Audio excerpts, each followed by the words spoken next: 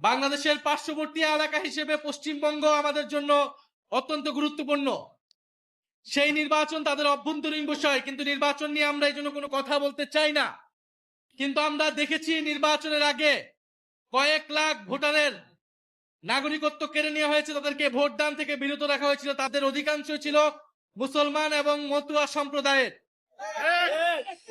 এবং আমি সংসদেও এটা বলেছি, আমরা বলেছি এই যে মুসলমানদেরকে সেখানে নির্যাতন করা হচ্ছে, তাদের ভোটাধিকার কেড়ে নেওয়া হচ্ছে, এটার প্রভাব বাংলাদেশেও পড়বে। এবং নির্বাচনের পরেও সেখানে মুসলিম নির্যাতন হচ্ছে, মতুয়া দলিত সম্প্রদায় সংখ্যালঘু সম্প্রদায়ের উপর নির্যাতন করা হচ্ছে।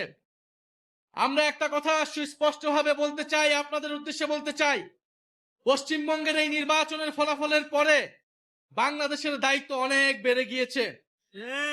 বাংলাদেশকে দায়িত্বশীল আচরণ করতে হবে। বাংলাদেশের স্বাধীনতা, সার্বভৌমত্ব, এদেশের হিন্দু, মুসলমান, বৌদ্ধ, খ্রিস্টান সকলের নিরাপত্তা এবং নাগরিক অধিকার নিশ্চিতের দায়িত্ব আমাদেরকে নিতে হবে। এবং আমাদের শত্রুপক্ষ যারা বাংলাদেশ বিরোধী, বাংলাদেশের স্বার্থ বিরোধী, তারা উস্কানি দিবে, নানা সাম্প্রদায়িকতা ছড়ানোর চেষ্টা করবে, তারা নানা প্রপাগান্ডা করবে। আমাদেরকে এই বিষয়ে সচেতন থাকতে হবে। আমরা এটা দেখিয়ে দিব দক্ষিণ এশিয়ায় সংখ্যালঘুদের জন্য সবচেয়ে নিরাপদ স্থানটি হবে এই বাংলাদেশ।